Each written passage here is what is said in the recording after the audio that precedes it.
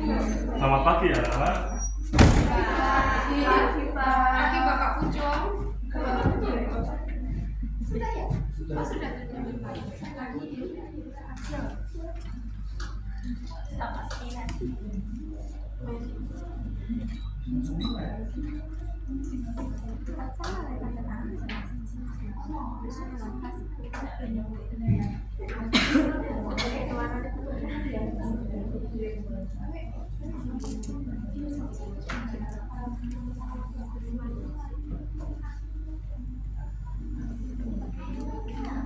Oke ya teman-teman. Assalamualaikum warahmatullahi wabarakatuh. Sebelum kita mulai pembelajaran pada hari ini, awalnya baca kita berdoa terlebih dahulu menurut agama dan keyakinan masing-masing. Silakan berdoa dimulai. Amin. Berdoa selesai.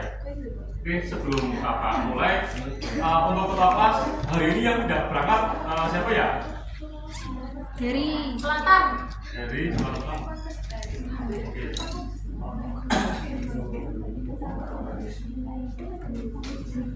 Oke, tolong yang telat langsung bisa duduk di tempat masing-masing. Karena Bapak akan segera mulai untuk pelajaran pada pagi hari ini. Jadi pelajaran pada pagi hari ini kita akan belajar tentang pembahasan pembelajaran bahasa Indonesia.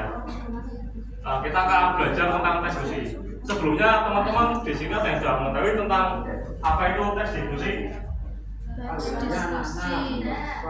Siapa?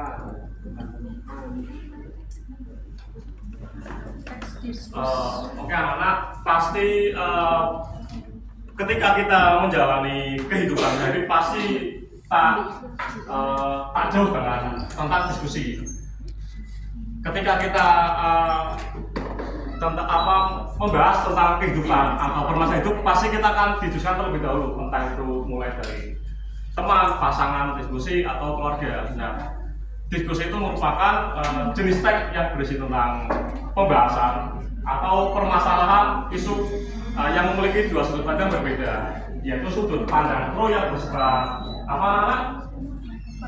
Pro itu bersifat apa? Mendukung. Dan yang kedua sudut pandang kontra yang bersifat menentang. Nah, jadi paham ya sampai sini ya tentang apa itu diskusi ya, yang berkaitan dengan membahas permasalahan isu topik yang kita bahas. Tergantung itu topik bebas, mulai entah dari permasalahan kehidupan atau kita mendiskusikan tentang permasalahan isu-isu sosial atau permasalahan isu-isu nasional. Jadinya berkaitan dengan keresahan masyarakat atau politik di pemerintahan seperti itu.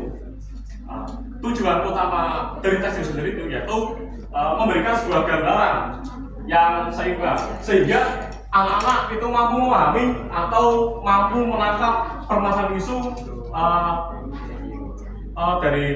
mulai dari sudut pandang berbeda-beda. Artinya tidak absolut, tidak satu. Jadi ketika anak-anak berdiskusi itu bisa mendapat referensi dari data A, data B, dan data C.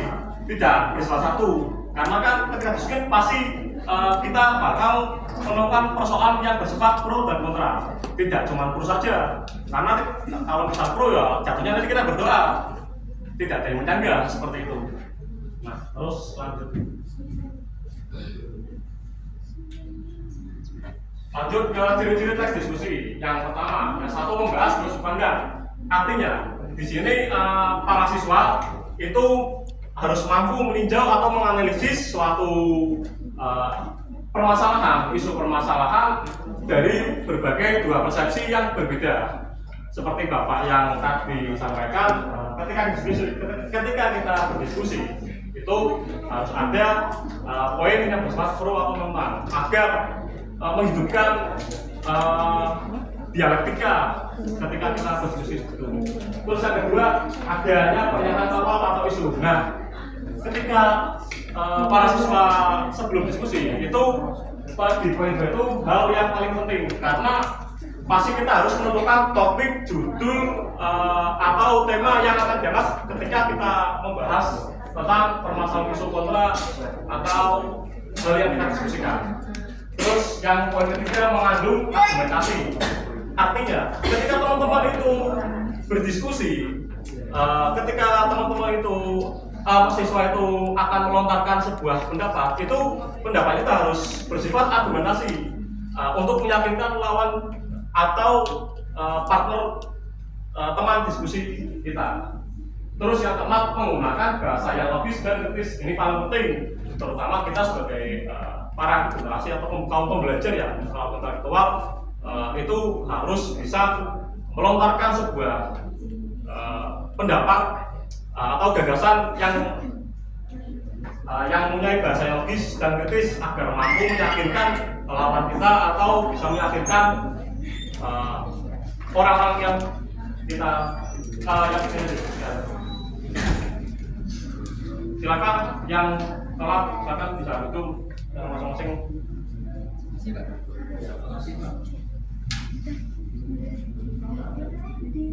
Ini kalau mahasiswa yang telat bisa diperhatikan ya. Di sini kita membahas tentang diskusi, teks diskusi. Terus yang ketiga aja tujuan diskusi. Mungkin siapa namanya Kak Manda bisa dibacakan poin 1 sampai 3. Tujuan diskusi 1. Mencari solusi atas permasalahan yang dihadapi serta mengembangkan ide-ide baru melalui pertukaran pendapat. 2. Menemukan keputusan terbaik melalui pertukaran ide dan pendapat. 3. Menyatukan berbagai pandangan guna mencapai kesepakatan bersama. Dari ketiga poin ini yang berkaitan dengan tujuan diskusi, jika Bapak kerucutkan atau kita kongsikan, itu pasti tak jauh. Yang namanya tujuan kita diskusikan tidak jauh dengan kita menyelesaikan permasalahan atau mencari solusi agar terciptanya keputusan terbaik untuk kepentingan bersama. Seperti itu ya terkait tujuan diskusi. Ketika dari ketiga poin ini kita konklusikan bakal seperti itu. Terus lanjut ke teks diskusi pendapat pro dan diskusi pendapat kontra. Tadi sudah Bapak sampaikan ya, sudah saya segel terkait pengertian umum tentang teks diskusi yang pendapat pro, yang bersifat mendukung, dan diskusi yang bersifat kontra atau menentang. Kembali lagi ya, yang namanya teks diskusi itu tidak melahirkan suatu jawaban yang absolut. Artinya itu satu atau tertuju dari sudut pandang satu, tidak pasti ada sudut pandang dua, pada tiga, karena diskusikan lebih dari satu orang ya, boleh bahkan dua orang, bahkan lebih agar mempunyai agar terciptanya ruang dialektika berbagai pendapat. Setelah itu nanti kita diskusikan bersama. Lanjut, nah di sini Bapak melaporkan contoh teks diskusi pro dan kontra. Mungkin Bapak minta tolong untuk Mas Dimas bisa dibacakan yang contoh pendapat pro dan Mas Iqbal contoh pendapat kontra. Tolong Mas Dimas dulu yang pendapat pro, tolong dibacakan. Menurut pendapat pro adalah pendidikan online memberikan akses yang lebih luas kepada siswa yang tinggal di daerah terpencil dengan teknologi yang ada. Siswa bisa mengakses materi pembelajaran kapan saja dan di mana saja. Kenapa sih Mas? Kenapa itu dari contohan itu bisa dibuktikan kalau contohan itu bersifat pro atau mendukung? Kenapa sih Mas?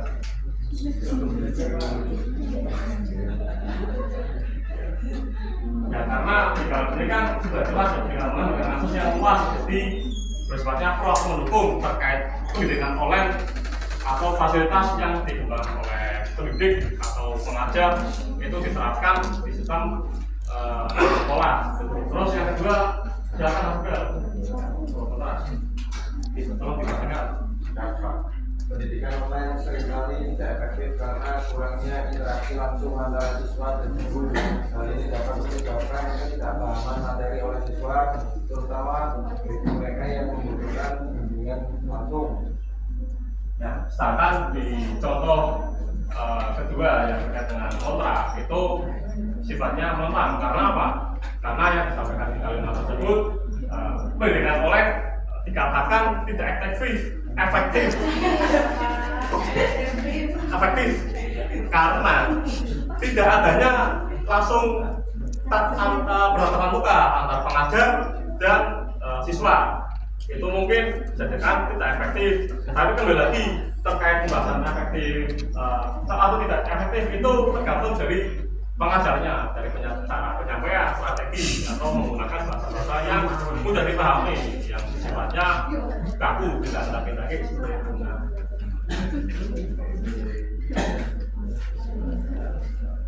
Dari sini setelah Bapak sampaikan terkait teks diskusi apakah yang bisa dipahami, mungkin berhubung mata pelajaran hari ini adalah teks diskusi, jadi Bapak juga akan sedikit membuka pembelajaran tentang teks diskusi. Mungkin ada yang ditanyakan sebelum lanjut ke permainan game.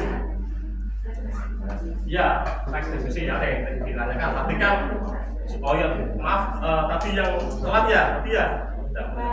Kenapa? Mbak siapa? Fatimah, kenapa telat? Mbak Aina. Fatimah. Oh, motor. Oh, SMP naik motor. Bapak dulu jalan kaki. Jalan kaki.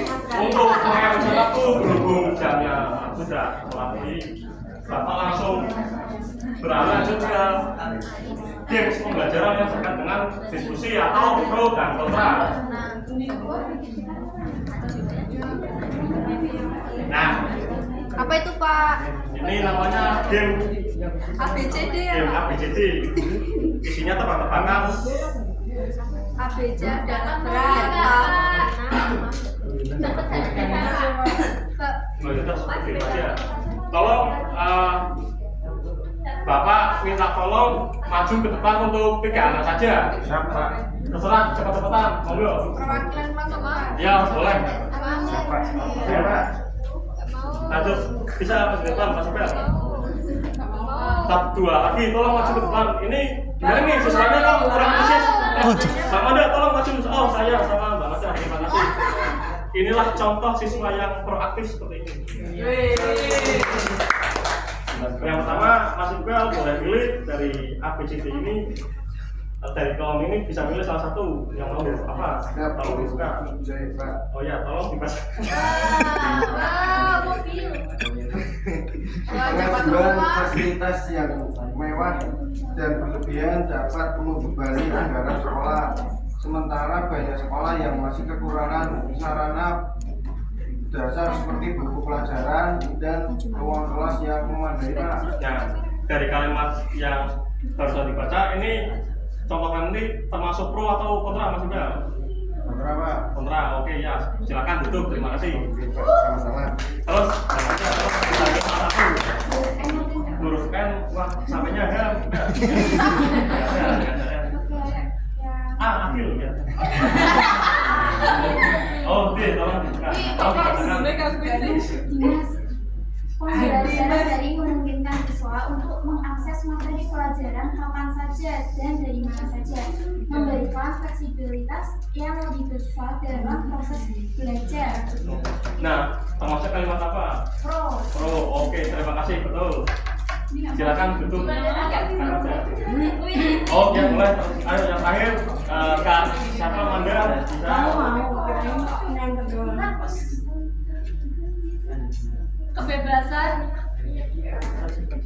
Kebebasan berbicara di lingkungan pendidikan memungkinkan siswa untuk mengembangkan pendapat mereka, mengembangkan pemikiran kritis dan mempersiapkan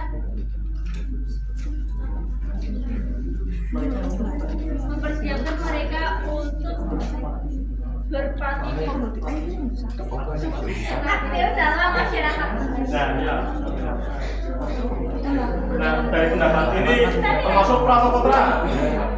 Oke, terima kasih. Silakan duduk. Ya, oke. Seperti itu ya, anak-anak terkait mata pelajaran diskusi. Intinya dari pembelajaran atau mata pelajaran yang setelah Bapak sampaikan itu penting untuk kehidupan kalian sehari-hari, untuk bekal kehidupan kalian sehari. Setelah lulus dari sekolah ini pasti kalian tak jauh yang namanya benturan-benturan atau permasalahan hidup, kedewasaan atau permasalahan masyarakat, terus keresahan isu nasional dan lokal. Nah itu dari tes ini bisa kalian terapkan untuk digunakan dan sebagainya sebagai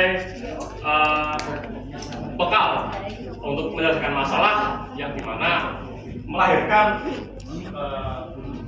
suatu keputusan bersama yang bersifat positif dan tidak disalahgunakan. Seperti itu anak-anak. Oke, untuk pelajaran pada hari ini Bapak sampaikan yang telah sampaikan, apakah bisa dipahami anak-anak? Bisa. Oke. Alhamdulillah. Alhamdulillah. Oke. Sebelum untuk saya Bapak tutup, mohon maaf jika ada kesalahan kata atau minta jelas nanti bisa ditanyakan di grup WA. Sekian, terima kasih. Difasilitasi untuk tanya jawab. Warahmatullahi wabarakatuh. Dan ditutup. Difasilitasi forum tanya jawab. Oke, sebelum Bapak menutup, Apalagi tema Anda kan diskusi. ya sebelum jadi terkait mata pelajaran yang tadi Bapak sampaikan terkait diskusi, Bapak akan membuka tanya jawab terkait yang berkaitan dengan teks diskusi. Silakan anak-anak yang ingin ditanyakan jika kurang jelas atau tadi anak-anak yang datang telat mungkin bisa ditanyakan jika masih kurang paham. Silakan untuk.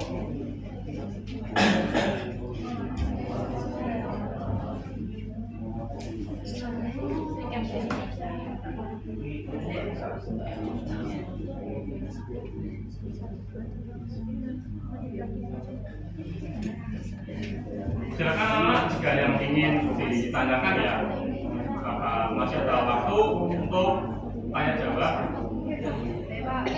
Silakan Kak Gila. Izin bertanya buat Bapak Akil, itu bedanya tes diskusi sama debat apa?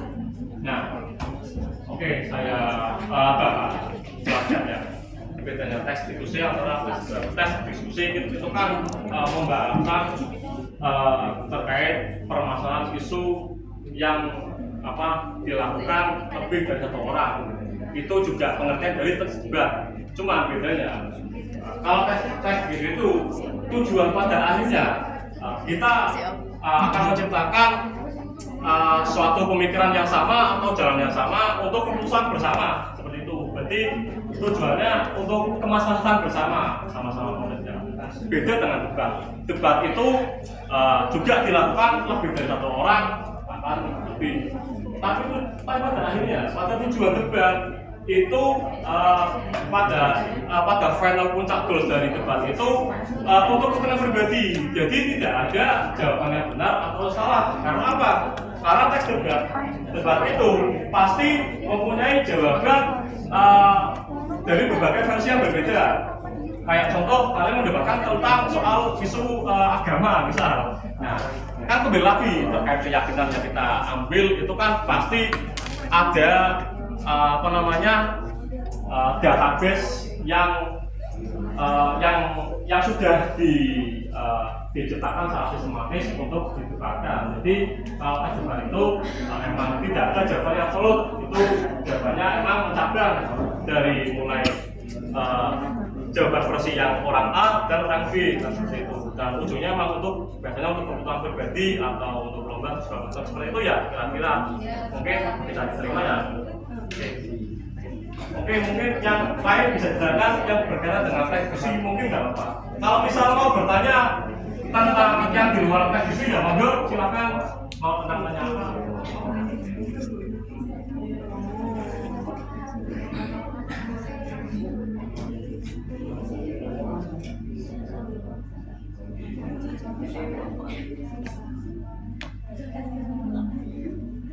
Oke anak, jika tidak ada yang ingin kita tanyakan lagi, kurang lebihnya seperti itu ya untuk materi pada hari ini yang berkaitan dengan tes diskusi.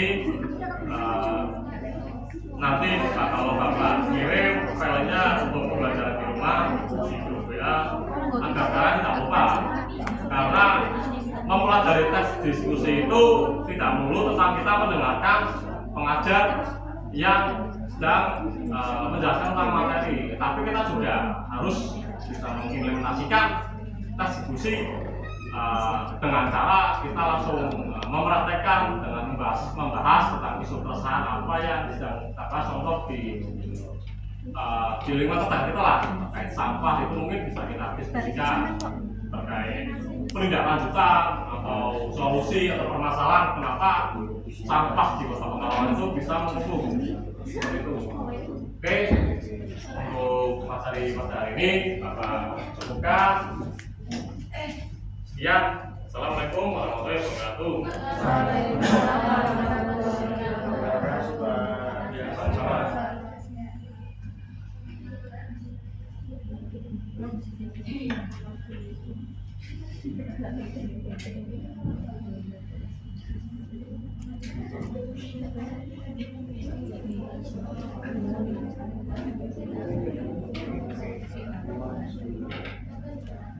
Oke, Bapak pergi dulu.